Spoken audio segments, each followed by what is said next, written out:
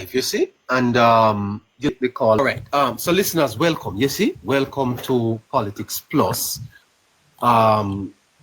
where we talk about the issues in a respectful way. Conversations that matter. It's a family show, so put your phone on speaker and let your children listen. It is important. This is a democracy. You are part of the democracy. Elections matter. Yes, this election is important to your family. Yes, you just had a baby up at the Victoria Jubilee Hospital. The election matters to you. Yeah, teachers, nurses, policemen, farmers, civil servants, common man. The election matters to you. And this is your opportunity to have a say in how the country will go forward over the next 5 years. Come off the fence. Come off the fence and choose a side. Right? You may say, well, the parties are the same. Well, you still have to choose because these are the ones we have at the moment. And so I've been asking whether or not the Prime Minister, having served 9 years, ought to be given another 5 years. That is a question on the ballot. Yes. Now, I see as major achievements of this government the whole matter of economic transformation of Jamaica. And I say economic transformation because when you look at where the country was in 2016 and you look at the position of the economy today, it really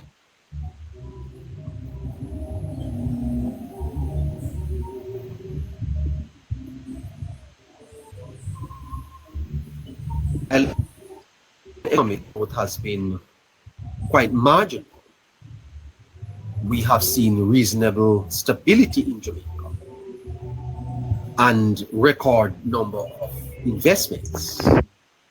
It is what they call the macro, right? But if you don't fix the macro, then you're not likely to do much with the micro. And then we have seen tremendous progress in terms of economic reform. There have been introduced many reforms to improve the education system. We see greater focus on access to quality education for all Jamaicans. And I see Mr. Golding expressing concerns that many Jamaicans still leave the system not able to read. I also see in the Gleaner some challenge in terms of special education. And I could speak largely about that because that's an area that I know a little bit about. And then we have seen a lot of infrastructure development. Projects, you know, transportation network have improved. Our roads are basically improving. And there are other critical infrastructure that the country is now enjoying. And then I'll also mention the whole matter of the various social programs. On Saturday on this program, we had Chuck Finley speaking about minimum wage earners able to get loans, mortgage from the National Housing Trust. Yes, so if you are working the minimum wage in Jamaica, you qualify to get a loan So the government would have implemented social programs to support the vulnerable.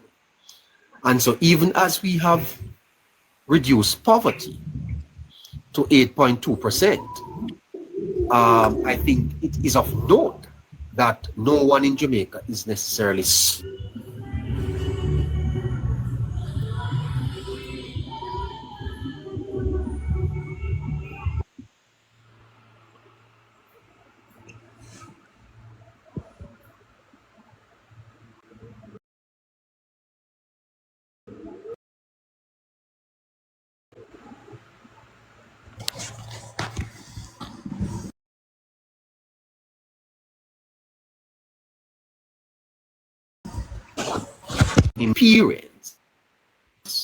He has demonstrated very strong leadership skills, guiding Jamaica through various challenges like the pandemic, and has achieved notable successes. It appears that Holness has a vision for Jamaica. His policies and initiatives showcase a clear vision for Jamaica's development and growth, and his experience and familiarity with governance could provide stability and continuity for the country. So the question is, do we want to take Jamaica out of stability and continuity and place it into new hands? And so his past achievements and initiatives demonstrates his commitment to Jamaica's progress and well-being. Having said all of that, let's ask Infomedia the question. Mr. Infomedia Jamaica, Holness deserves a third term, sir? Good night to your listeners, good night to your viewers. When you first mention it in the open statement, I get a little emotional because I know where Jamaica is coming from. You got emotional, sir? Yes, and I'm very serious because I know where Jamaica is coming from. If we think like we love this country, giving Andrew Holness and his administration the third term must be easy. Die plain tita-toe must be very easy. And I said this on the background that persons were dying on hospital floor. Our hospital and market bathroom were the same thing. And when I said market bathroom and public bathroom and the hospital is the same thing, is that when you go to the public bathroom and you see the amount of urine on the floor and how the bathroom wall looks, that's our hospital was like in 2016, 2014, 2013. Our hospital, when you go at the front desk, you wonder where you are. If this is a hospital, yes or no. When you drive at the hospital gate, you wonder where you are. If it's a whole brought-down garden or a whole community center been deteriorating over the past years. But now when you enter every hospital, every major hospital, it tells you that you are at a developing country. You are in a developing country. Let me touch the health sector a bit, Elonabia, and your viewers and your listeners. When you look at the Black River Hospital, when you look at the Lionel Town Hospital, when you look at the Mapen Hospital, when you look at the Spanish Town Hospital, when you look on the current hospital in Montego Bay, when you look on the Percy June, when you look on is the Princess Margaret, which are the hospital in St. Thomas? I was in there recently. I don't know, is it Princess Anna or Princess Margaret, one of them two, the hospital over there in St. Thomas. The transformation of the University Hospital in Kingston. It's unbelievable that a government can take 9 years and transform our health sector in a world class. I don't touch the health centers yet. I don't touch the health centers yet. When you go to a health center to do the thing they called, what they call them when you do it?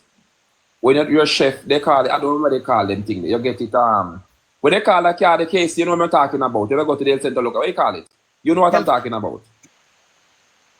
Yeah, the NHF. No, man, that car that we use to cook in the kitchen. When you go to Food and glass permit. Oh, your food and glass permit. Yes, Okay. Casey. When you go for your food and glass permit in the last, in 2014, 2013, 2011, you wonder if you're at an hospital, you wonder if you're at a health center, are you at a rum bar, are you at somewhere you're collecting, you're at a place, are you at the tax office then, put it this way. Now when you go to do your food and glass permit, you wonder if it's a health center or an hospital. First thing lick you at the AC. The first thing when you sit in the hallway waiting, when you don't do your test, and you do your yard where you sit back in the hallway, the first thing lick your AC. The first thing lick your AC, you know, hello neighbor. Yes, normally when you go to a health center, do your food and glass, and some big old fan, your hot tax Casey, you can't tell you I tell Casey. Yeah. I agree with you. And some big old fan a spin. And when you crowd up because you have people that look for bar license, shop license and all these things for the bar. Hello neighbor. And you have to come out there because a piece of body eat on you. Now when you go to those places to look after your necessary health card or whatever you need to do, you wonder where you are. I am at a health center or I am at a hospital. First and foremost, when you go to the health center to do a little checkup there, so the nurse come with one docket and him saying can't find him, and dig up only for something. Now when you go there, you give your name and you give your ID. The nurse jump on the computer and can tell you how long you have been going to the hospital and which hospital you go and your last illness. Yes. The technological advancement of our health sector under the guidance of Dr. Michael and Holness and the genius Dr. Christopher Tufton. No health minister, living or dead, is better than Dr. the Honorable Christopher Tufton. I'm going to say this again. No health minister, living or dead, is better than the Honorable Christopher Tufton. Not even your good friend. Not even my boss, honorable friend, my boss. Not even my boss. Not even Honorable Spencer.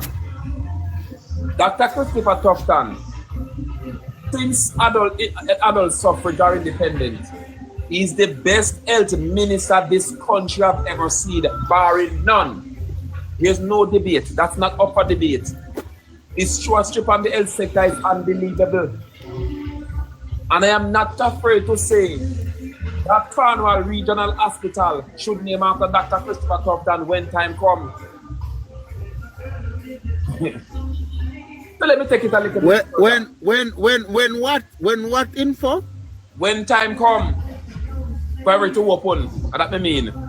Okay. Info, be careful, you know. For it to open, it should be named after the Honorable Dr. Christopher Tufton. But let me go further.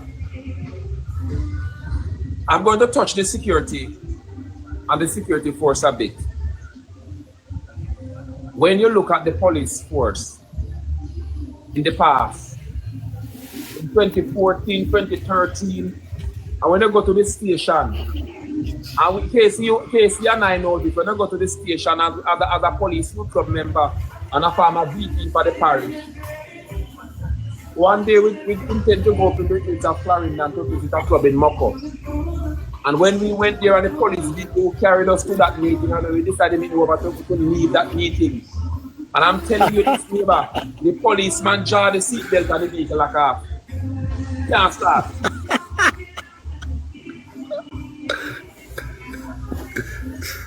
I privileged to go to a Christmas retreat, Christmas tree lighting ceremony out by a particular police station.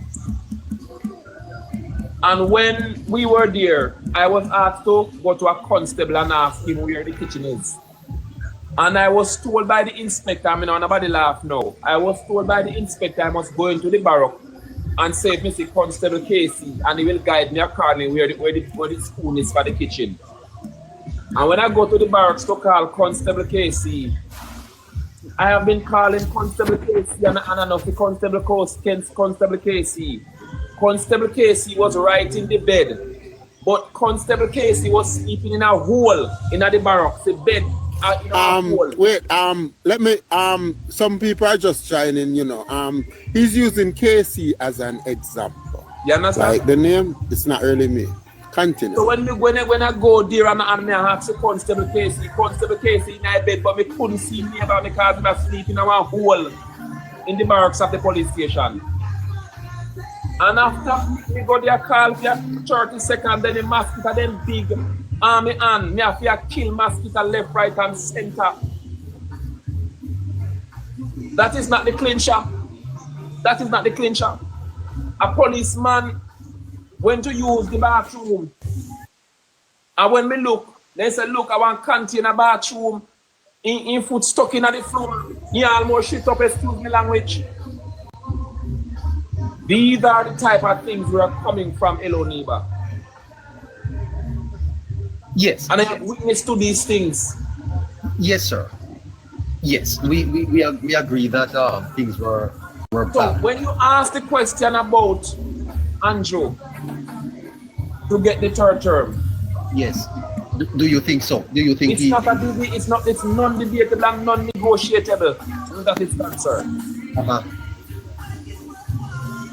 This Prime Minister and this administration put this country forward and let the force center and every decision making. And I am proud to say I'm a part of an organization called the Jamaica Labour Party. We put people first. And we don't say it with mouth, but we demonstrate that type of leadership. Yes. And I am fully confident, I'm coming down here, I'm fully confident, and that is not just some of the achievement of this government. But I am fully confident when the time comes, the Jamaican people knows what they want. And they want a better Jamaica and a firm leader. Yeah. Did you hear Mark Gold in halfway tree? Well, in Cross Hero Circle on Monday. Did you listen to him info? When I listen to Mark Golding, I'm going to be very, very honest. When I listen to Mark Golding, you know, people may say, what info is saying. I think he's a man who destined for power. And power at all costs is what he says. I can't see where Mark Golding put something credible that I could say is an alternative government. Up to now, Mark Golding don't show that side of him that he's an alternative prime minister. He yet to show that I am being honest. Let us look at the. You will give him a try at the government. Let us look at this, Hello Neighbor. Yes. Let us look at this, Hello Neighbor. Let us look at Mark Golding's shadow cabinet that he have. Angela Brown-Burke. Yes. A very brilliant. Farwell, Dayton Campbell. Yes. Peter Bunting. Yes. Anthony Hilton. A lawyer. Where the man name? Where can't say a man name? I look two sides. Where name? Julian Robinson. Natalie Headley. Yes. And I could go on and on. Don't forget the blind man, you know. And let me say this to you. I'm going to take out three that are full of that damage good to this country and are heavily baggage to go in any cabinet. Let us take Philip Palwell. Philip Palwell time finish where Jamaican government is concerned. Finish. You cannot be any government minister now. Is that so? Yes, cannot. The bar has raised too high. This government has raised the bar too high for Philip Palwell to be in any cabinet. Let me make that clear. Philip Palwell, done for. Cannot be a minister. But then info, that was when he was youthfully exuberant. And I'm telling you now, the bar has raided every ministerial portfolio that Philip Palwell cannot be a minister, my friend. Cannot. But he has grown out the youthfulness. It's not youthfulness. He still have the net. He still have the It's still, I said, let me say this. I don't want to really go down that road with him. His baggage is too heavy for him to go into cabinet, my friend. Let us look at Peter Bunting, who is a spokesman, on national security. It's a laughing matter. Very much of a laughing matter. Peter Bunting is the only man who is the Minister of National Security who has gotten robbed. And let me say this to you. The Minister of National Security boasts a level of security like the Prime Minister. His security detail is top-notch by the Prime Minister. Around of course. The Minister of National Security, security detail is top-notch. Is a first-class top-notch. Anybody who see Dr. Chang on the road, you wonder if it's the Prime Minister. Tight security detail Dr. Chang roll with it. Very much tight. And when you look at Peter Bunting, when crime was rampant in Jamaica, people were dying like ants on the floor, and you got robbed as a Minister of National Security? And then you have the gall to come back now. So you want to go back in the job? What these people take Jamaicans for? It's unbelievable. It's unbelievable. Natalie Nita Edley, she was Minister of Sports one at a time, and person were running on the National Stadium track and foot almost pop off a Porsche's arm. Is Honorable Babsy Granger to repair the track. Okay. We don't understand this administration or this alternative opposition who wants to become government. They're not ready yet. And I am not going to beat down the opposition because I am a Labourite. I'm telling them they don't look like their alternative government up to now. This is a partisan statement. And it's not going to come down now. Yes. What they put forward is a bunch of hustlers who want to gain power. That is it. That's why I see them. A bunch of hustlers who want to gain power. That's why I see them. That's how they present themselves to me. I don't know about anybody else. Well, there you have it, listeners. As far as Infomedia is concerned, he feels that the Prime Minister deserves a third consecutive term. What about you? What do you say? Holness should go forward, or should Jamaica look at Mark Holness? Tari? Yes, neighbor, I'm here. Good night to you, Tari. How are you? Good night. I'm doing well. How are you doing? It's great to have you. Listeners as well. Great to have you back with us, Tari. 15 minutes to 8 o'clock. I think we may have to go to the forecast at 8. So let's use this 15 minutes wisely with yourself and Infomedia. Philippines is in the box. Tari, you are 17 years old. I always want to tell my listeners that. You are 17 years old. Yes, I am. Yes, and you have taken quite an interest in the politics of Jamaica. Very good, sir. Do you think, Tari, have you watched the politics sufficient to tell me whether Holness should continue as Prime Minister after the next elections? Yes, I believe I've browsed through the politics sufficiently enough to know that Mr. Holness does deserve his third term, as well as with the party by extension. Hold on. You don't think that after 9 years we should look at someone else?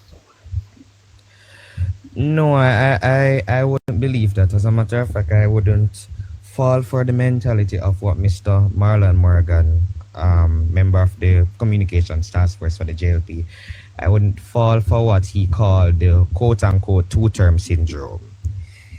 In that it has often in history for Jamaica, after independent Jamaica, you would have noted that, if I am not mistaken, it has only been at least twice, one for the JLP and at least one for the PNP, where any party would have had 3 terms or more, right? For the JLP during 1962 up to 19... No, they didn't get 3 terms. Oh, we never get 3-term attack. Well, see it there. No. So it was only one time, which would have been when the PNP had their 18 and a half. No, we get 2 terms, 1980 to 1989. Okay. Yeah, we never okay. get 3. Oh, we never get 3 at all. All right, cool. No. Cool. Glad for the correction. Right. So we'd have seen in history where it would have only been one time where that would have happened. Mainly because of the disunity in the Labour Party at the time. Mainly. Because really and truly the PNP does not really win elections on issues or merit, achievement or on merit, right? The PNP only wins elections really based on them being able to rile up their crowd. And as I said before, if the opposition would have had if the opposition at the time would have had any form of disunity, that's the only way the PNP will win an election. The PNP has no merit. Tari, I must note that there's this argument going around that our former leader Bruce Golding said government don't win election, party does. Because when your government do the work, your party still have to go out there and campaign. Let me tell you what the PNP did in the 90s. The government was acting as a party. So where and how they choose to work is to really consolidate the seats they already have when they already had the majority. So that's why it was so difficult to beat them. Okay, so it's not just the disunity. And you hear people said that now, that Andrew Holness knows around here, so I'm strong. And then people have voted for him, and we see something build around this one, build up that so. Because what Andrew Holness is doing, he's not the man who will act as a party while he's in government. True. He separates government from party. And he's looking at Jamaica and do the work Jamaica needs, where Jamaica needs it most. And then he come around. Right. All right. Yeah, so continue. Listeners, we have Tari with us, a 17-year-old student. Won't be able to vote in the next election, but he has a perspective that we want to share. We want to hear from him. And we are asking him whether or not he thinks the Prime Minister is deserving of a third term. The Prime Minister has been Prime Minister now for about 9 years. What do you say, Tari? Should we continue with Holness?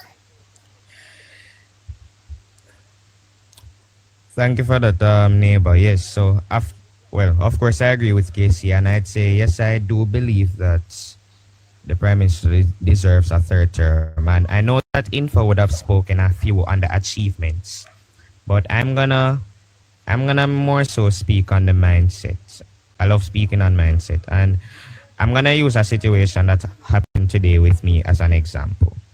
Yes. So, from last week, I believe I had started to post some of the news on my status on WhatsApp and gave my analysis on it, and persons viewing my status would comment on it, and I'd engage in discourse with them, as I'm naturally speaking.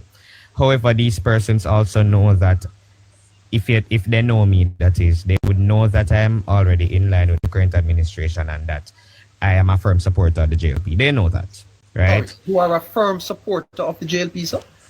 Yes, sir. Wow, I didn't realize that. At 17, you're not legal. Yes, I am. That's not legal, sir.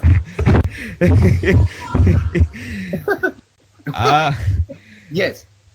Yes, but right. So I try to be balanced when I analyze information. However, I also do recognize that there are gonna be 1 or 2 times where the centrist approach will not always be the best, right? So I posted on my status today about Mr. Cho and his appointment. I was speaking about his appointment, and essentially I was saying that the bottom line was that nothing is wrong in asking for transparency. But in doing that, we have to ensure that we don't let optics or feelings get into the mix of that. Because if and when the proper legal and lawful process is followed, right, we would then be undermining the process itself as well as the institutions. Sorry, back up a little bit for me, my son. Would you help us to understand when you say the centrist approach? What are you talking about? All right. When I say the centrist approach, an approach, it is essentially saying I don't seek to be fully partisan and agreed towards the JLP or the PNP, but the centrist approach essentially seeks to find the pros and cons within the situation and give a balanced point of view. So what you're essentially trying to do is see out in the middle. Yeah, so you're trying to see from everybody's perspective, right? Not saying that you won't have a personal viewpoint of your own, you know, because you will always have that as a commentator, right? But as a centrist, you try to see out the viewpoints of everyone and see what balanced approach can be taken or how can it be balanced out, essentially, right? Yes. And there are certain issues where that can work, which is why I even said Dennis Strong's situation to begin with, in that the opposition is not wrong to ask for transparency or to ask for anything to be public. The advertisement itself was public, yes. However, I heard some from the opposition say, oh, maybe the commission could at least publicize how the process works or who was in the entire process and whatnot. I'm saying, fine, nothing's wrong with asking for transparency. However, as I also said before, it is important that whenever we ask for these things, for things to be public and transparent, we do not allow how we feel and any optics to get in the way of anything that is legal and lawful, as would then undermine the process, the person, and the institution itself. Fantastic. Right. Did you hear those protesters, the ones that TVJ carried? Oh, the persons that the reporter interviewed? Right. Yes, I heard them. Tell me, what are your views in terms of their posture, the way they responded to questions? Some people have criticized them that they are misinformed. You know, some may even say they are illiterate. What is your view? Well, it's obvious that the PNP's request for the Uptown comrades never get through to everybody. That's for one. Sorry, the Uptown what? The Uptown comrades. Who are those? Well, I would presume the upper class comrades, the Mark Golden Tapanari set of people who speak well. And yes.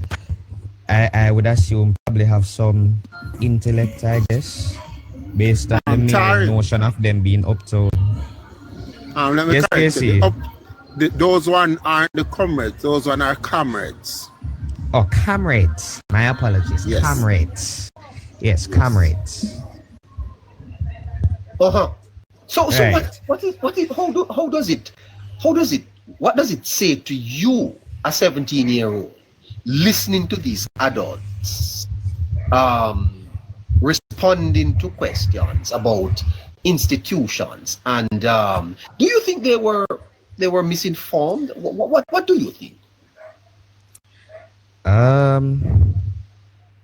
don't know. Well, for me, I would say it was really just pure disappointment, honestly. As a 17-year-old looking at adults, naturally I'd expect an adult like Casey and you and Philippians and Infomedia, some of the well-reasoned over here, to naturally correct me, and I'd see through your correction and weave through it and say, okay, I'll agree with this or that.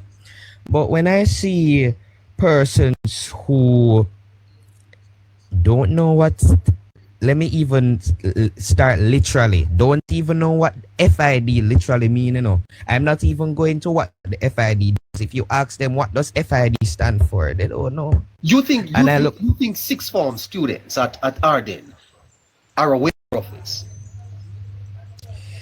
Yes, I think many of them would be aware of this.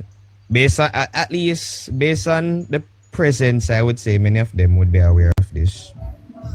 maybe But not aware, neighbor, but if they were to arise to the possibility of going to do a demonstration, the first farm yes, student would have then looked it up and say, okay, that's the FID and that's what it stands for and that's what it does. I'm telling you right, about the first farm student at any high school, not just Arden. true. What does it And say about, I about, think about that politics? Hold on. What does it say to you about the politics of Jamaica, where supporters gather and are so misinformed about why they are really gathering? What does it say to you about our politics? well, this is what it says to me, neighbor. It says to me that the opposition has failed their supporters. That Failed the their opposition has supporters. failed their supporters? Yes.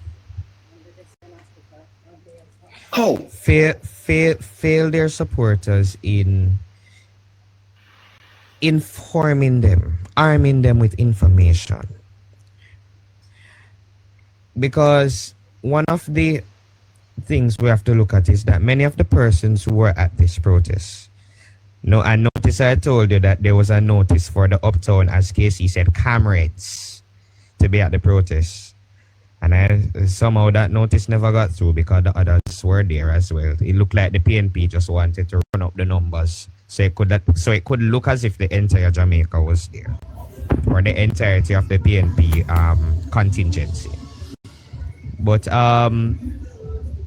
they have failed their supporters because instead of choosing to arm them with truth or to arm them with actual counterpoints or counter arguments that make sense, they choose to go on the basis of he's not qualified because he made this statement about the Prime Minister's accounts, and we feel that he is biased and in line with the Prime Minister. That is what they chose to tell their supporters. Well, and that alone by itself, if you're supposed to carry it to a court of law, your feelings alone will not stand in a court of law, first of all. right. And So the PNP has failed to allow their support or even make their supporters know or learn how to apply on the basis of logic and reasoning. They have failed to do that because they have decided that in order to keep these people on my side, I have to keep them in the dunce and poor mentality, because if them ever get smart, them are gonna left me. right. So in this election coming up, Tari, you are not able to vote. But what would be your message to Jamaicans? You are a young man in Jamaica. You are looking on at the politics. We are going to vote on your behalf. What should we do?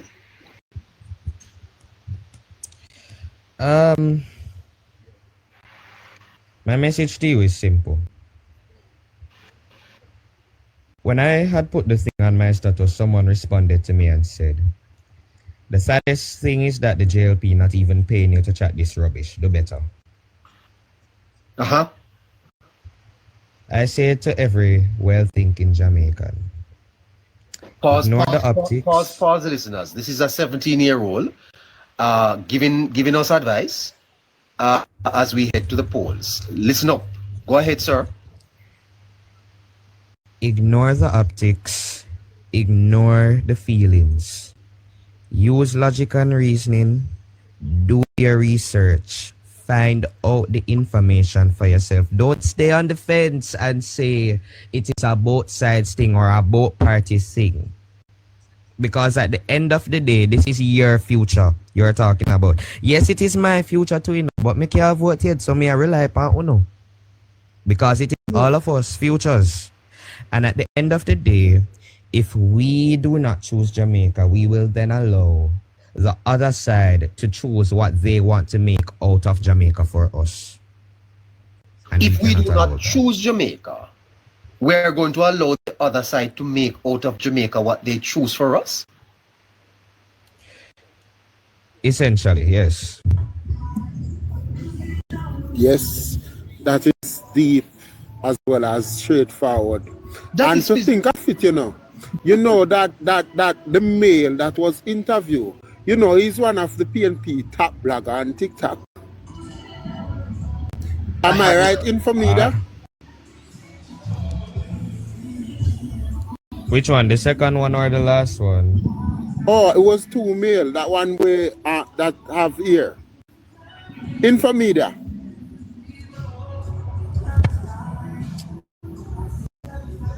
well, Go ahead.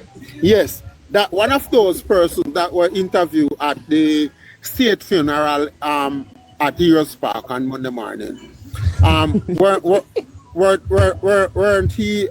Aren't he a PNP top blogger? Yes, man. You want to name Mark? What's it? Mark Flanagan. I think he might be a part of Mark Golden's shadow cabinet. For what? What kind of position for? Accounts? Information. Accounts. Okay, accounts. Yes, he's a PNP top blogger, calling road a name every day, Juliet name, and PNP full up over there, laughing and chatting. Man said no nothing about the account, FID, but you know, say man only can accounts. yes. Yeah, Tari, Yes, neighbor. what you just said to me is an essay of 200 words. You wrote an essay 200 words in a simple sentence. I'm going to ask you the question again for the benefit of those who are joining us. The 17-year-old student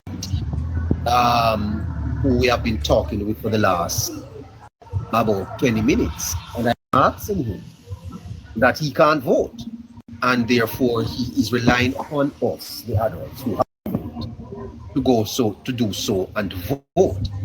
And Tari, talk to Jamaicans as a young 17-year-old about why it is that you feel that they should re-elect the Jamaica Labour Party and give the Holness a third term. Tell Jamaicans why you think that should happen. Why are you advising? Well, neighbor, outside of, and I love that Info would have spoken on all the achievements that the party would have done, but if we're supposed to take it outside of achievements, neighbor, what we are presented with in the opposition of now, I would say we are presented with a set of people who are mentally deranged. No, sorry. That is very strong, Tari. Mentally deranged?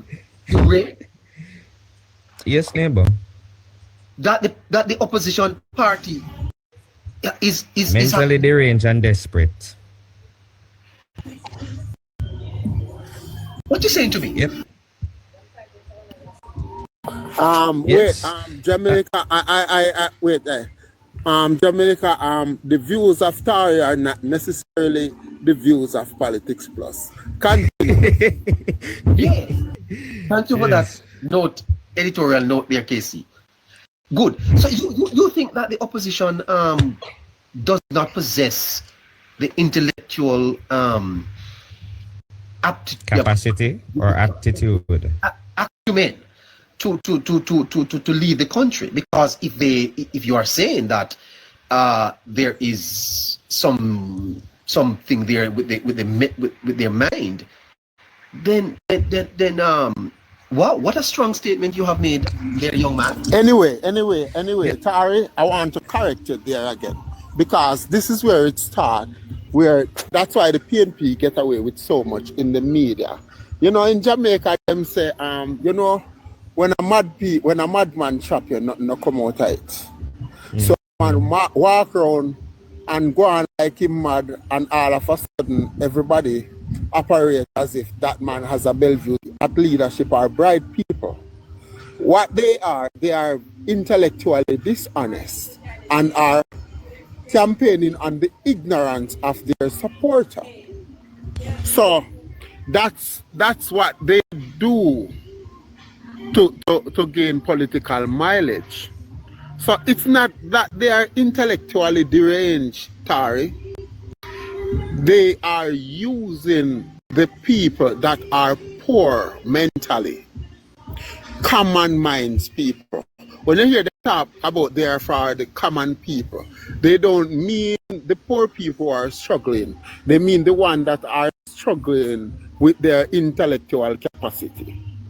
So they use them. We were on this very same show on Saturday. Saturday was neighbor, and a PNP supporter came up and was arguing with me over who win the local government election last year, February. And no matter how I tried, which angle I tried to explain to him that the PNP didn't win more than 5 parishes out of 13, so they couldn't have won. He still said he has 7 mayor, PNP has 7 mayor, JLP has 7 mayor, so, and PNP win by the popular vote. And you know who came out and said that first? Mark Jefferson Golden. So it's not like they don't know when they're talking crap. They're just taking advantage of the poor in minds. Yes.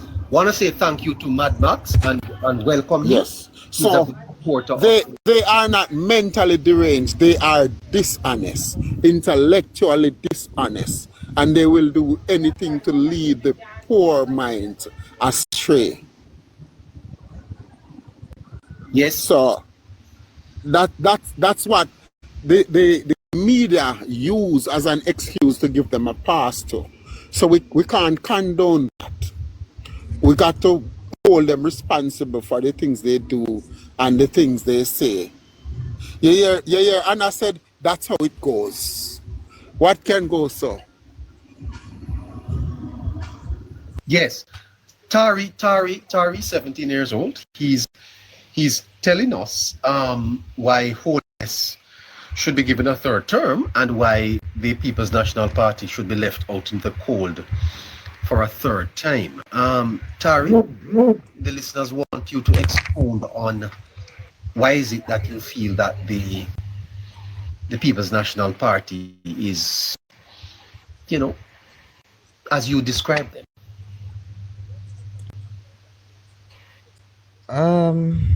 Oh boy. Okay. All right, Casey, I see where you're coming from. And naturally, I will agree that they're intellectually dishonest. However, respectfully, I'm going to have to disagree with your points. And this is why I say that. In terms of, in the form of them being mentally or intellectually deranged. When someone is dishonest, it would imply that you know the truth and you choose to twist it. That's what you would have said. However, with derangement now, derangement goes so far as to the point where the thinking itself becomes so warped that truth doesn't even factor into the reasoning at all. Basically. So you're talking about the supporters or the leadership? Both. Well, Both. even I think you're being unkind to Mark Golden, but carry on. We love you. Right, but we were talking about a party with a leadership, right? They have 14 seats in parliament right now. Whenever they don't get their own way, they walk out of parliament. They said that on one hand, the leader said they want to reform the constitution, but on the next hand, them say, oh, we're not going to do it because we don't get the CCG, and they pull out their members out of the committee, right? They cry about corruption from this government, but then they're going to shelter the same set of people and protect them when it suits them. And then they're going to turn around and ask for accountability of this government, which is where I'm getting at. Casey, which is where I'm even getting at. It doesn't feel like dishonesty. It just feels like them just disattached or they're detached at all from reason. It feels that it has gone to a point where I can't see any logical reasoning from these people. I just can't, because what I'm witnessing right now is a party, a leadership, a people who are stuck in the 1970s trying to get 2025. That is how you describe PNP, sir, as a party stuck in the 1970s? Yes. And I don't think these people really recognize what is the type of age that we are in. We are in an age. It is not an age where am I being heard? You are being heard, sir. Yes. Okay. Bro. Yes, sir. It is not an age where in the 70s people would have said Gleaners, Gleaner would have not been the only media, but the internet was not around. So whatever them hear Manly say or PJ said, them just have to take it at face value and just work with it. So Tari. Yes, Casey. You're making PNP starting to like me, you know. Oh my. Yeah. Oh my. Go on. Oh my.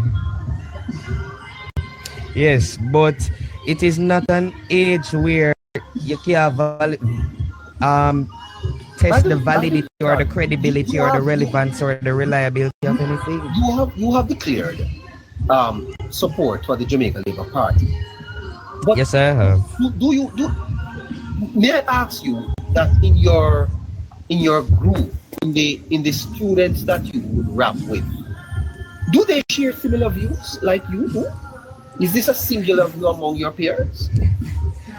All right. So I can speak for my law peers at least, because I don't really, not that I don't interact with the others, but many of these discussions tend to happen when I'm in law class. And usually when I'm in law class, most of us tend to be aligned to the current administration of now. You have a few way say they're not really business and it's... Hold on, this is interesting. Are you saying that the students in the class are more aligned to the Labour Party? Yes, they are. I mean, they have their own areas where they'll be aligned, but yeah, because some of them will be aligned from an economic standpoint, sometimes like myself from a legal standpoint, but we'll have our various aspects, although sometimes we'll have our differences, because I remember speaking to one friend recently. We were speaking on sentencing in terms of the retributive and the deterrence and the rehabilitative and whatnot, and he was saying that we should have harsher sentences for people. He was even suggesting it should be a case where if a criminal commits one crime, the offense should be based on the crime that they commit, not the offense. The sentence should be based on the crime that they committed. And I have a friend who views like that. I told him, well, I mean, I see where you're coming from, but Jamaica have international obligations that we have to, maintain, but as it relates to my peers though, as I said, the areas will be different, but they tend to be, they tend to view this current administration favorable. Yeah. Wow. I tell you, Tari, you sound like somebody that can more than accounts. Yes. You can more than account. Hold on. More than accounts. Hold on a little bit, Tari. Yeah. But every time it have to sit down on its own bottom. In this Armageddon, you have to be strong. Only Jack can guide us along. Yeah. I said the more they rise up, I'm getting wise up to see the masses of the people who are living corrupt. Yet still. Tari's on with us. A little bit of disturbance in the background there, but we are going to spend another couple of minutes with Tari before we take the forecast for tonight. What a fascinating discussion so far with this 17-year-old young man that Jamaica is getting to love because of his very strong positions, but balanced view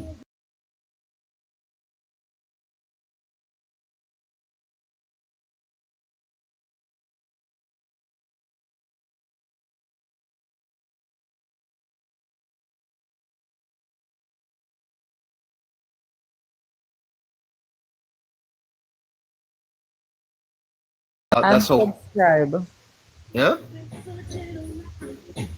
Don't forget to What- subscribe.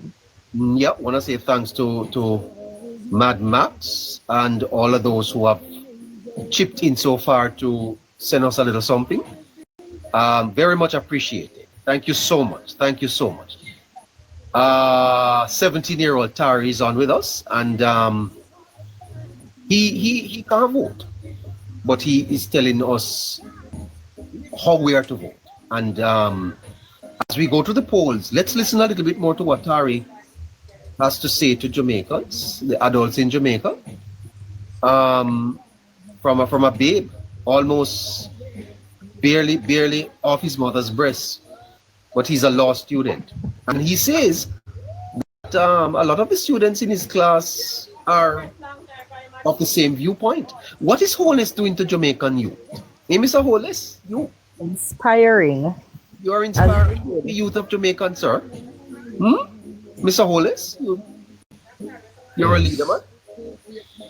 Yes, so Tari, Jamaicans should choose Jamaica. That's what you're saying, sir? Yes, sir. That's essentially what I'm saying. Choose Jamaica. Choose your Jamaica. Secure your destiny. Yes. Well, Action Jackson, just pass the bar over there in Portland. Okay. Yeah.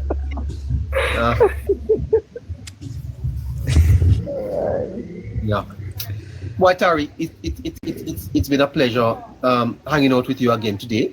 Thank you so much for staying on with us, man. Yeah, man, no problem. Glad to always be here, providing my insight. You know. Yeah. And I'm glad to always have the listeners hearing me as well. I always say, neighbor, I don't think you should vote because you're 18. I think you should take a test on government and governance to see if you're really supposed to make choices That for is a other beautiful people. point that I'd like to hear you on that, Yes, Tari. because because to hear Tari and to hear Mark Flanagan, who had voted about 5 times, Very good one. and Tari can't vote. Very It's good not one. fair. Here is 17-year-olds. He can't vote. But listen how he reasons intelligently. And we have 15-year-olds. And I hope this is taping, because I would stand by this any day, anytime. If you would have to take a test to vote, PNP wouldn't win a seat. Okay, see. Okay. Wow. Casey, I'd say personally, I would agree with you on that. Personally speaking, if you don't know nothing about civics, then I can't really say why you're in the process. But as I said before, from a legal standpoint, this debate has been, and there's much research on it, in terms of literacy and voting. Many have argued, should you be literate? Well, you're not even literacy, but because you can't read, but still have a lot of sense if you're prepared to listen. But it's something that we need to look at. But I guess where we are now, who we have on the voters list is who we have on the voters list, and they are the ones that are going to vote in the coming months for us. And you are saying that you think that they should vote for Labour, sir. That's what you're saying. Yes, sir. Okay. All right, listeners, there you have it. Tari is suggesting that you and your neighbor should vote for Labour. Yes. I want you to. And remember, and Jamaicans, just one last point as well. I want you to remember that the Prime Minister said at his constituency conference to all the Labourites, he said, hold the faith.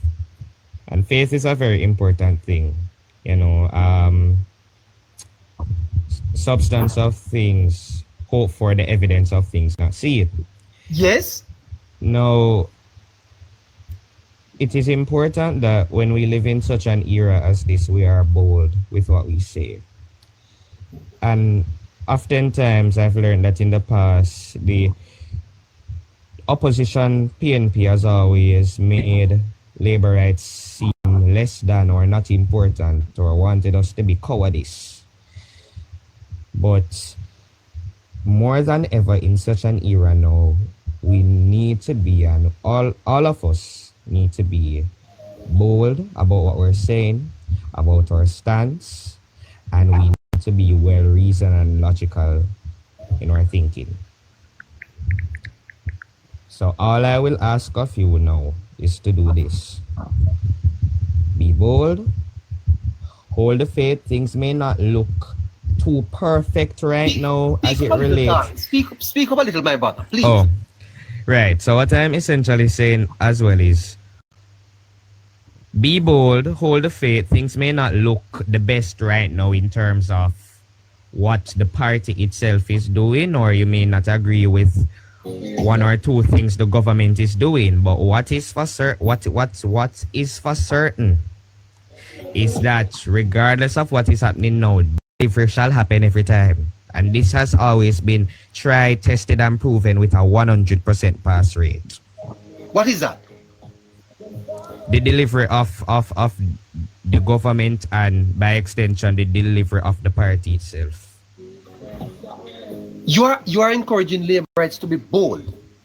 Yes. To have faith. Yep. Because the delivery is going to happen. Yes, it is sure. My goodness. It is sure. Hold on, sure. Tari. Don't leave it. Give him. Even scripture tells us if we have faith, if we have faith and we already put in the work, then you already get the victory, right? That. Aye. All you have to do is claim and declare it. Yeah. Oh my goodness, 17-year-old Tari. Give us another second, please. Hold on.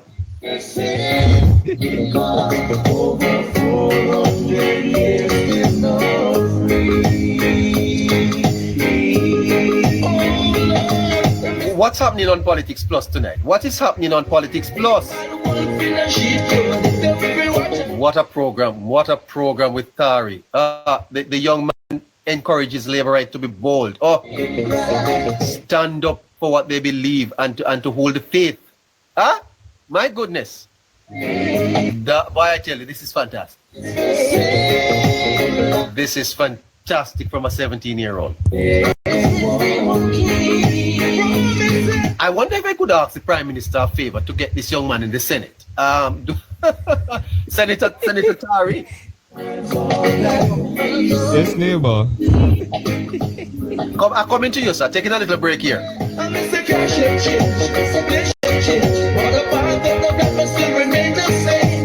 It is it is a most fantastic conversation. It is inspiring.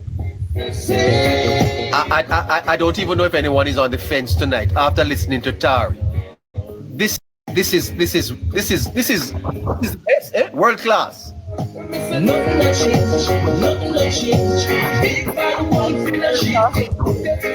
Incidentally, I understand that several members of the People's National Party have tuned in to listen to Tari.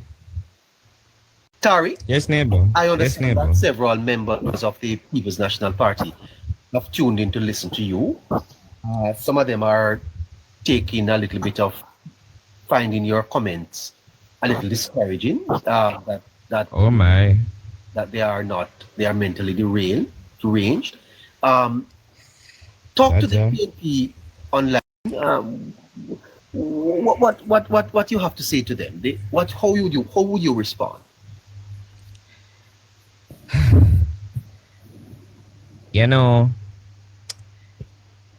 No, let me not say it like that. Let me not. That may be even worse than what I said before. But right. But I would say to the PMP, simply put, whenever you receive information from your leader or whoever it is as a member of the PMP, whether it want to be a councillor, senator, whoever it is, check the information. You have everything available at your disposal. Yes, I know. We don't have everything available at your disposal. The internet, the phone one you can use and come on TikTok for discredit the Prime Minister and the government, and you can use that same phone to do research. Do the research. It is one click away. Literally Google right here on the phone. You click it and all you do, like how you can type to your people them when they're sending messages, that's all you have to do. Type. Because what we need in this country right now are a set of independent thinkers. Yes. Yes, sir. People who can think critically on the ball. Yes. Right? And I will say this too, that even if you do your research and still support the PNP after you do your research, I would feel better knowing that you would have done your research and can logically say why you support the PNP than to not do any research at all and you're just throwing around all the messaging that the leadership is giving you. I would feel much better if I can have a well-reasoned argument with a person from the People's National Party. I would feel much better. I mean, we are off schedule tonight, but this is fascinating. Is there any member of the calling me on the phone? But would any member of the PNP come up here now to have a conversation with Tari? Please, Jamaica girl, do we have anyone from the party that? Oh my goodness! Let's take a half a second here and ask if we could join. Let's join. Let's see if we can join someone from the PNP. Run free, loss. Take the love that God has given us and run free. My understanding is that lots of members from the People's National Party are listening.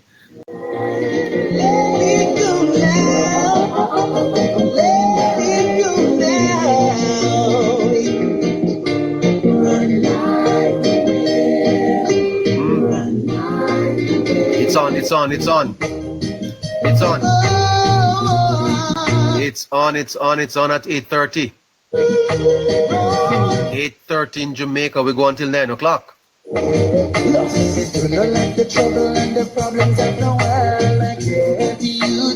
Don't let the problems of the world get you down. Tari say you're to have faith. Faith.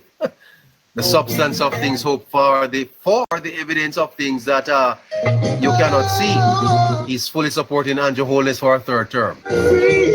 What a program, Politics Plus.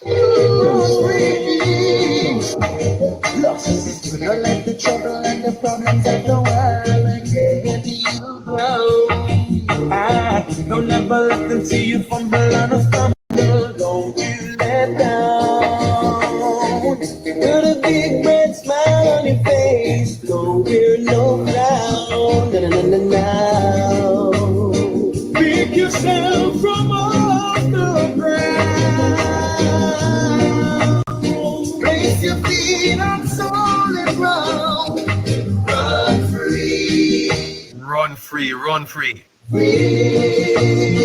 Let the love that God has given us run free. Run free. Run free. Take the love that God has given us run free. All right. Yes. So we're back with you. We're back with you, and we're back with Tari. Jamaica girl, come in, talk to the listeners.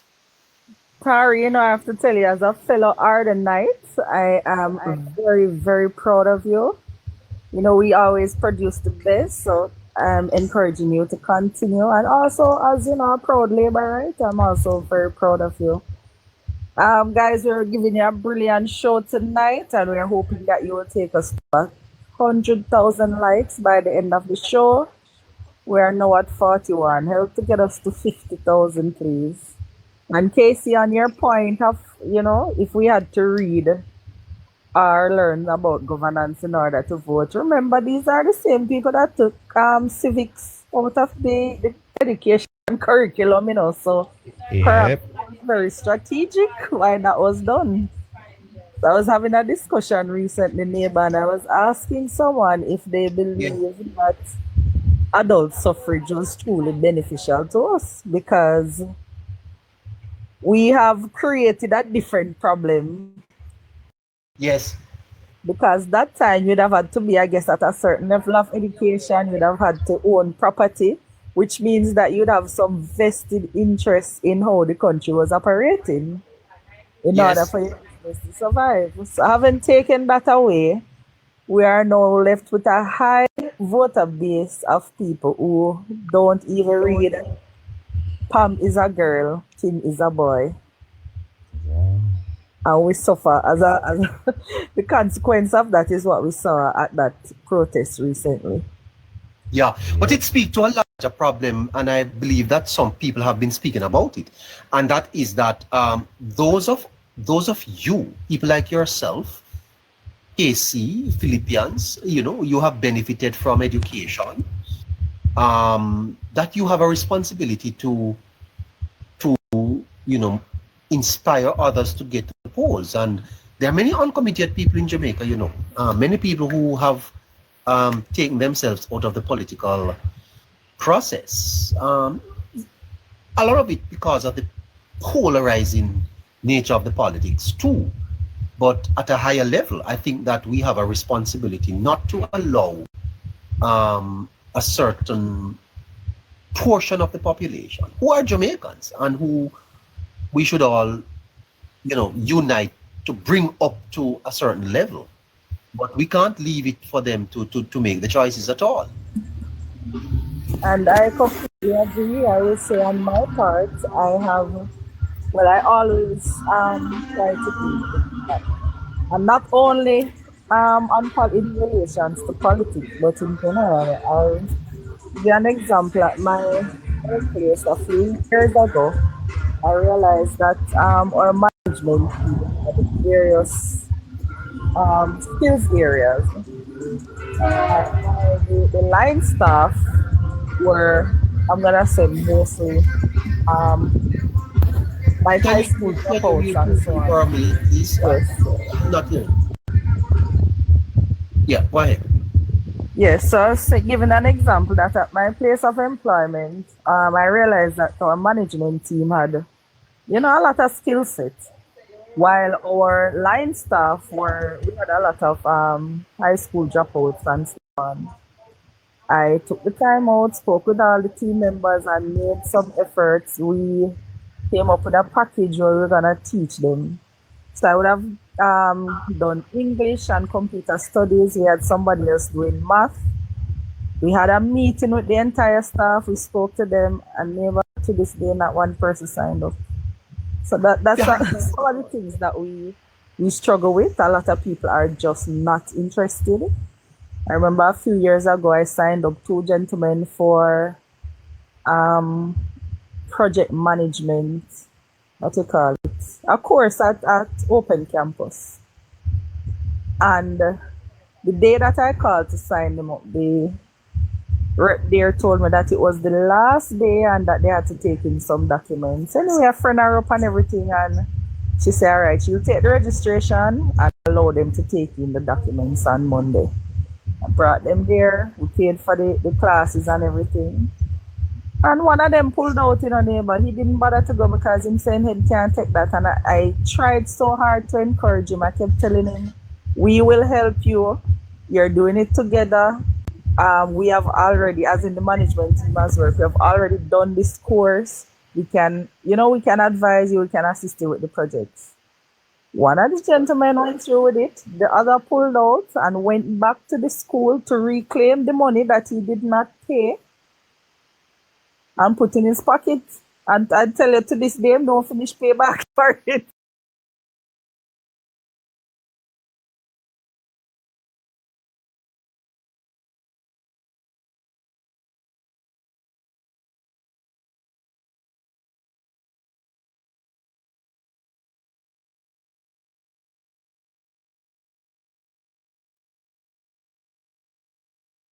Let me go back to the voting topic.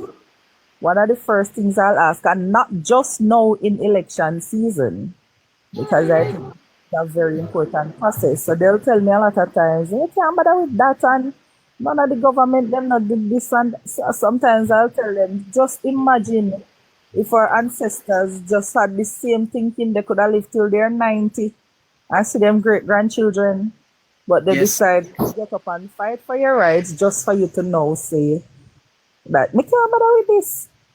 So it's a discussion that I have with, a lot of people. I always try to encourage young persons. I have employed a lot of young people. I take care of a lot of children.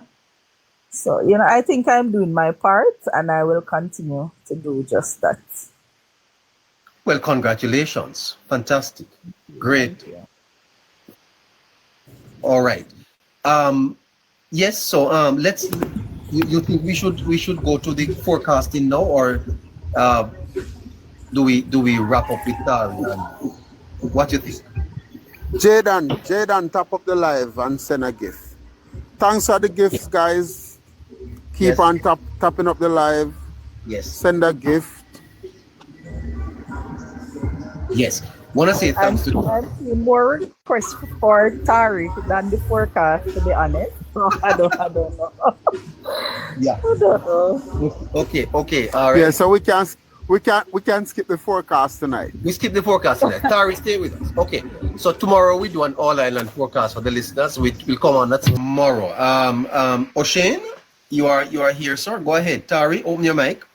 Yes. Good night, neighbor. Good night, persons on the panel, and good night to the listeners. Yes, sir. It's so refreshing to be hearing Tari for the past couple of days, Yes. It has been very refreshing to know that, the next generation is not just taking what is being dished out to them. For far too long, we have been in a position where we allowed persons who were just being led with misinformation to make the decisions. For at least tonight is an indication that we're heading, is an example to say that we're heading in a good direction. He is able to articulate his point. He's able to question some of the things that we would have heard. He's able to substantiate his ideology with the facts, and that even to disagree with Casey. Even to disagree, because he understands what he's supporting. That is what I took from tonight. He understands. So congratulations, young man. I say congratulations because the PNP party leader is not intellectually deranged, though. I still think that is strong. Yeah. He's just playing a game. He's just playing a game to use his head and the electorate that the PNP can maneuver. Yeah. The section of the electorate that the PNP can maneuver. And why I touch on that, it's the same narrative people used to give people a pass. And I think the PNP have been getting away with a lot in the media. Right. That's the point I was touching. I think don't be fooled by saying they are intellectually deranged. They sit down and plan everything they are doing, and they know why they are doing that. They know what's happening. They know what would have come out later this week in terms of the KSAC. So they wanted to put the FID into disrepute and try to use the Prime Minister's situation as if it was that. But right. It's actually the KSAMC matter. I knew. So the PNP is very strategic, you see? Yeah, I get that. My understanding of them over the years is that they are intellectually disingenuous, deceptive. That's the point. That's the point of it. I wanted to make. Yeah, man. They are disingenuous more than anything. Disingenuous and deceptive. There are a couple of bright people leading the Dunswan down a hole. Right, and when I listen to what happened the very day of the protests, as I said, I followed both local politics and I pay attention to the international politics. And I don't know if you ever watch CNN or MSNBC sometimes when they send in-field reporters to some of the MAGA things that they keep, some of the MAGA conferences and stuff. They would interview random people. I got a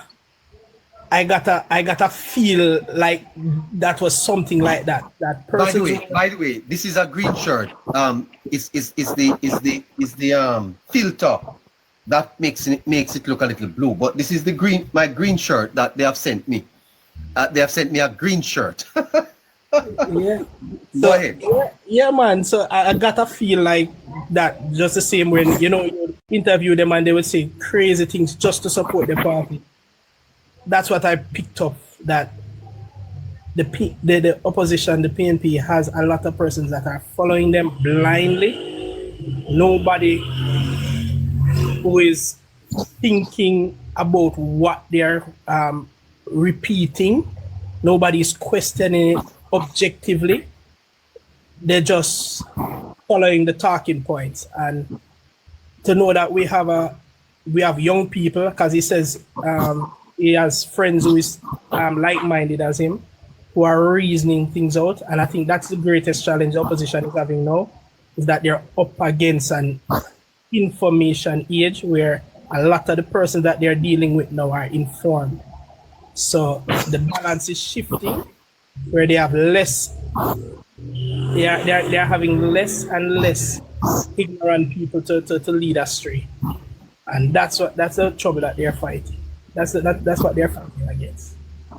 So all right, so we're inviting our listeners to engage a little with Tari. Ask him a question or two.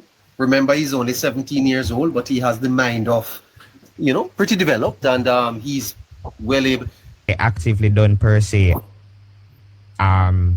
compared to the other major subjects like the maths and the social studies and so forth.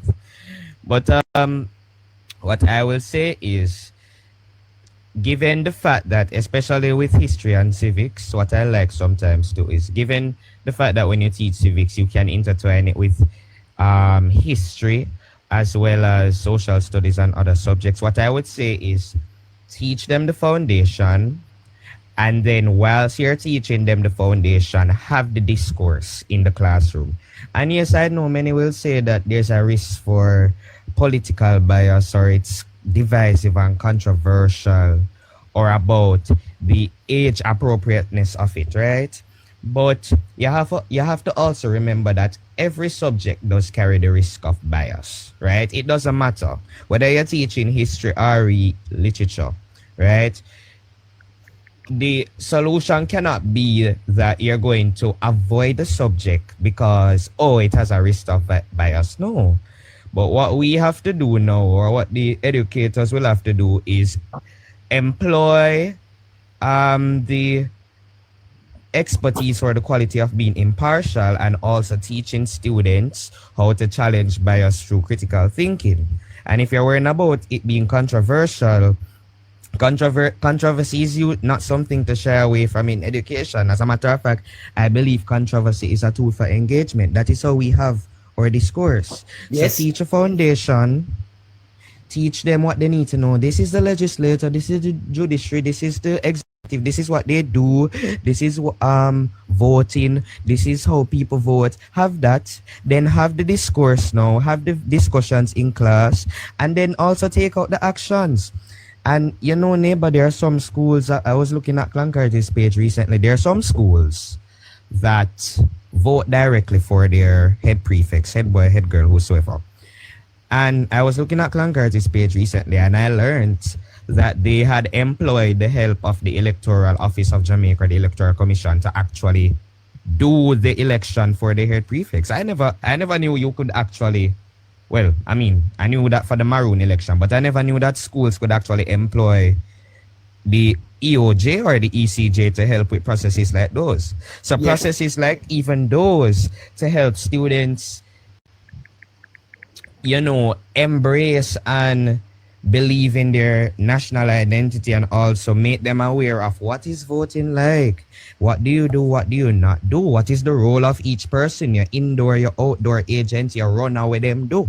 Yes. Right? I'm going to So ask Jamaica girl to confirm, send Jamaica girl a copy of your birth certificate, sir. You are not 17 years old. You are Tari and I have been speaking, so yes. I want confirmation that this young man is 17 years old. you're giving him 72 hours, neighbor. Yeah? In 72 hours, please produce your birth certificate. Oh man. Or the whole Jamaica is going to be You launch ultimatum on me. Yes, sir. Yes, I'm giving you 72 Tahira hours. says she's confirming that Tari is 17. Sorry, O'Shane, did you have a question? Because we have two persons waiting. I wanted to leave the other box open for Okay, no. Philippians Alright, to come back. No, not a problem. I'll just continue listening, man. Thank you so much. Great. All right, so we're taking questions, please, for Tari. We have another. There was one in the chat. There is another one in the chat, Tari. Hold on, let me find it back. Lady All right. T. Ella May was asking, do you believe people who are arrested and or convicted should be parliamentarians? Okay. All right, that one is sticking out. Okay. Okay, so normal. All right, naturally speaking. That's your mommy, Tari? Yes. Mommy, you must be so proud. And congratulations on raising such an amazing, wonderful child. Tari's mother is listening? Yes. I saw her saying he's my son from earlier, but I thought she was just claiming him as you would, Here? Please, Jamaica girl, would you get her up for me? I'm coming up, Lady T. What a wonderful son. His mother is listening. Oh, Yes. this is no man. We need 10 money gone. Listeners. Yes, man. We don't even reach 100,000 likes yet. 10 money go. I'll continue. The Tari's mother is here. I want We're not a lion in the chat. Yes, mommy, can you confirm that this boy is 17-year-old? Please, mommy, can you confirm for us? Oh my goodness, would you bring up her mother for me? I'd love to talk to her mother. Oh, this is Jamaica at its very best. Sorry, I have to have you on hold a little longer. Let me try and find Tara's mommy. Yes, please, listeners. Oh, this is fantastic stuff. Fantastic stuff. Oh, nice. Mother say he's 17. Oh, 17. Oh, my goodness, mommy, you produced, you and daddy, a genius here. What a find for Jamaica. This is a treasure. This is a national treasure we have here, This boy is a national treasure. Let's do what we can to protect him. Oh. Who is in the box? Who's in the box? I'm trying to get mommy up. Mommy, I sent you a request. Yes, her name is Lady T. Oh, here she is. What a and my goodness gracious. Oh, let me take the music down and this is blockbuster programming. Wow. Tap the screen, guys. Tap the screen. Share the live. This is fantastic. Look at this. This is fantastic. Wow. Yes. She's here now? Yes, good night. Lady T, how are you? I'm good. Let's just get let's get Tari's age off. The listeners are more than impressed. Can you confirm that the young man Tari is 17? Can you confirm that? Yes, mommy? yes, he is. He was born the 5th of September. No. Yeah, you don't have to tell us his birth date. Okay. And this is your son? Yes. Oh, Fantastic. Why have you allowed him to be out here expressing himself in this way? Why have you allowed? I tried so many times to get him to not. You have Because asked him not to. I tried so many times because even daddy don't want him heading down that. All right. He's a Christian. I don't know if you know. He's a Christian. You talk Yes, about faith. he's a 7-day Adventist as well. Right. He's a 7-day Adventist. Right. Daddy Wonderful. don't want him. Daddy don't want him heading down the politics direction. Yes, we but always try to steer him from there, but he's heading right there. So I had to just leave him. But the Bible said, train up a child in the way that he should go. Obviously, the man is going in that direction. In that direction. So we have to just leave him to do. Because I said, I see that him love it a lot. Because even most of the evening I come home and hear him, and I said, Doctor, what you on? What? He said, Mommy, I'm on live. I said, but you're not old to be on live. Why you on the live? And he said, Mommy, it's just politics we're talking about. I said to him, you need to send me the link, let me join. Actually, tonight is the first night I'm joining. This is the first night you're hearing your son? Yeah, I always hear him speaking, but not listening directly. No, Daddy just come from work. He's in the bathroom. Oh, look at that. But I hope I'm not trespassing on your son's, I hope I'm not getting myself into any trouble by over here talking with your son and exposing him to Jamaica. No, that's a little bit what I'm saying now. I said to him, certain things that he speaks, you have to be mindful of what he says, because not everybody is friendly and not everybody will take it lightly. So as you know, me have to pray and cover him. You cover him under the yes. Yeah, me have to pray and cover him because this, Yes. Oh my goodness. Put on the whole armor of God, and yes. Cover him. But we wrestle not against flesh and blood, eh? Right. But wonderful. Yes. I have to just leave him. I tell you, I have to just leave him because everybody said he must. Even when I go to because I work with the JLP. I'm an indoor agent. So I see. So he's from a Rockstone family. Right. So him always want go, Mommy, can we go one meeting? I want to say what the one meeting is like. And actually it was, I think 2 months ago, I take him to his first the Labour Right meeting to let him see what it is like. Because he has never been to one. Yeah, tell me something. He sounds so informed. At what age did you notice that this is an extraordinary kid? All right. I think about age 3. 3. Let me give you an example. He was sick and I took him to kids clinic. That's where up by El Shaddai, and it was like 2 weeks away from his birthday, and we went to the pharmacy to pick up the medication. And while there, he took up a book. It was like a nursery rhyme book, and he started reading. Yes. And he was, Mommy, can you get me this book? And I said to him, no, I can't get you the book because the money that I have is to pay for the medication. I can't get the book now. And he said, but Mommy, I love this book and I want it. I said, okay, listen, I'll come back and get it for you for your birthday. And there was a gentleman who was in the pharmacy and took up the book and said, how much for the book? And he said, carry it to the cashier.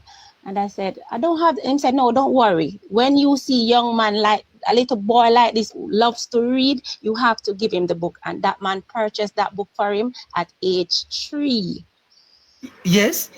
So when we normally used to go to places, like when we in the bus, he used to read every sign. He used to, and every time I took taxi with him, some person would say, this boy is going places. Yes. He just used to talk. And at first he had to do a surgery because he had tonsillectomy and other. So at age 2, I thought he was dumb because he used to pint at everything.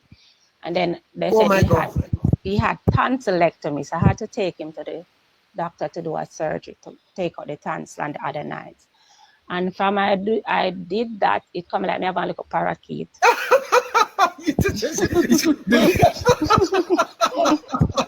He just started to talk. Yes, man. And Yeah, really but he has love been up for the read last, everything.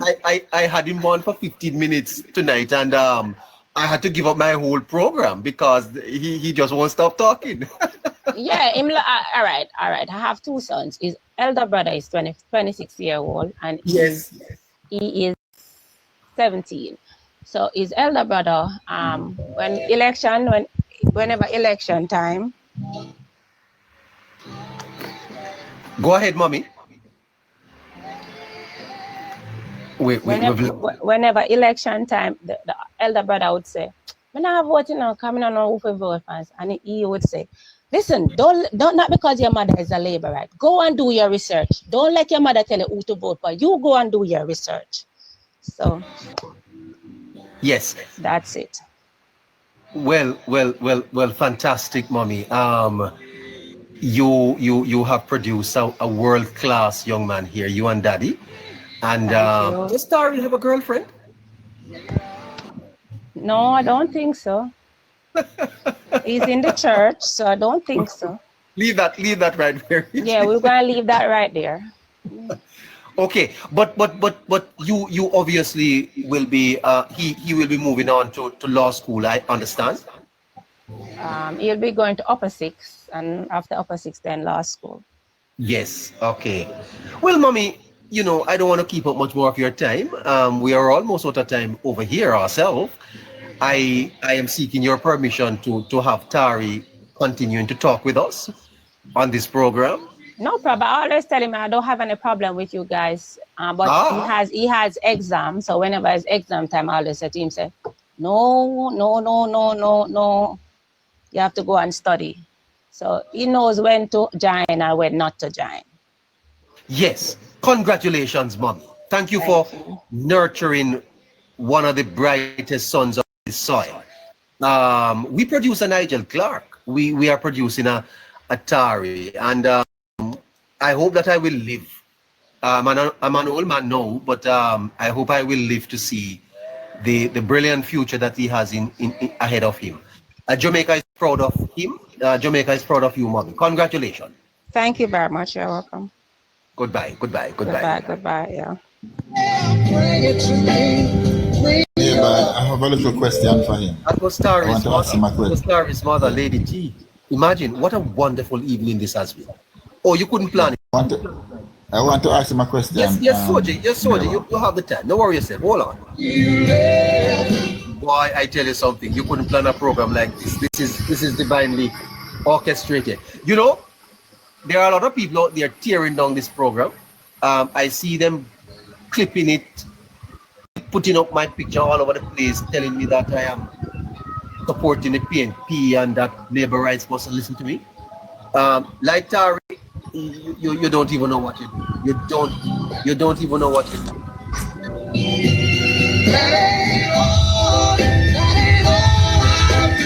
Because we didn't plan this, you know. We didn't plan this to be like this. I tell you, we did not plan it like this. The success of Politics Plus didn't have nothing to do with me. I can tell you that. So if you fight against the program, you're fighting against God, yeah? And you know you can't fight against God, so may as well you just easy, okay? All right, cool. Back up. Absolute facts and truth, neighbor. Fight against God. No, but it is true. People have been sending me clips after clips, you know, of people who are discouraging people from coming on the program. They are boycotted the program. They don't want Labour rights to come over here. You know, they say I'm an enemy of the state and all of that. And, you know, I am. All right.